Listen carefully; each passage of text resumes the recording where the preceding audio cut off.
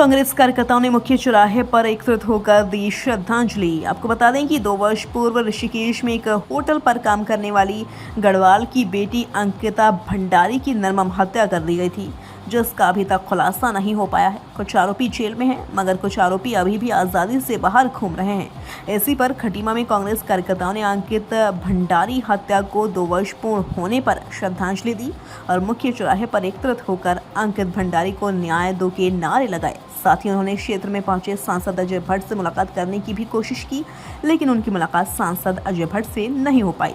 तो उनके द्वारा यह मांग की गई कि अंकित भंडारी को न्याय दो और अंकित भंडारी के कातिलों को फांसी दो। इस पर मीडिया से रूबरू होते हुए अजय भट्ट द्वारा कहा गया कि जो भी कानून प्रक्रिया है वह प्रक्रिया चल रही है। मुख्य आरोपी इस वक्त पुलिस की गिरफ्त में है और अन्य कोई आरोपी होंगे तो वह भी कानून गिरफ्त में आ ही जाएंगे। वहीं कांग्रेस नेता रवीश भटनागर का कहना है कि अंकित भंडारी उत्तराखंड की बेटी की हत्या को 2 वर्ष हो गए हैं। आज हमारे द्वारा मोमबत्ती जलाकर उसे श्रद्धांजलि दी गई है और सरकार से मांग करते हैं कि उसके दोषियों को फांसी दी जाए व उसे जल्द से जल्द न्याय दिया जाए।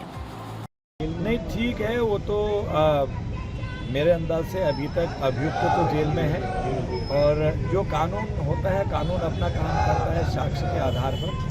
हम कहीं पर भी हमारी सरकार ने कोई कमी नहीं करी है। सभी लोग कानून के जो गिरफ्त में होंगे वो आएंगे ही अंदर, और कुछ आ ही गए हैं। जो मुख्य अभियुक्त आ गया है तो उसके बाद मैं समझता हूँ फिर कानून जैसा भी दिशा निर्देश देगा और माननीय न्यायालय जैसा निर्णय करेंगे उसके आधार पर ही कार्रवाई होगी।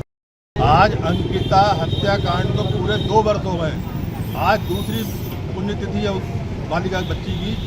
हमारी बहन थी, उत्तराखंड की बेटी थी, उसके साथ जघन्य अपराध हुआ, उसकी हत्या हुई और आज तक राज्य सरकार उस वीवीआईपी का नाम का खुलासा नहीं कर पाई, जिस वीवीआईपी की वजह से वो भाजपा का सदस्य था। वीवीआईपी, उसकी वजह से उसका हत्याकांड हुआ और उसकी जघन्य हत्या हुई। आज तक उसका खुलासा नहीं कर पाए ये लोग, उस पर लिपापोती कर रहे हैं। आज दूसरी पुण्यतिथि थी, उसके दिन पुण्यतिथि के दिन हम लोग विरोध प्रदर्शन करना चाहते थे। अजय भट्ट जी के सांसद आए थे और एक छोटा सा कार्यक्रम उन्होंने सफाई का करा यहाँ पर और चले गए। हम उनके सामने गुहार लगाते रहे, नारे लगाते रहे अंकिता हत्याकांड के विरोध में और न्याय मांगने के लिए हम नारे लगाते रहे। लेकिन उस सांसद महोदय ने इतना भी नहीं समझा कि 1 मिनट मैं इनकी बात सुनूं और मुंह छुपाकर, मास्क लगा के मुंह पे और सिर पे टोपी लगाकर मुंह छुपाकर एक गाड़ी में बैठकर चुपचाप निकल गए। उसके विरोध में हमने यहाँ प्रदर्शन किया है और मोमबत्ती जला के हमने अपनी बहन अंकिता को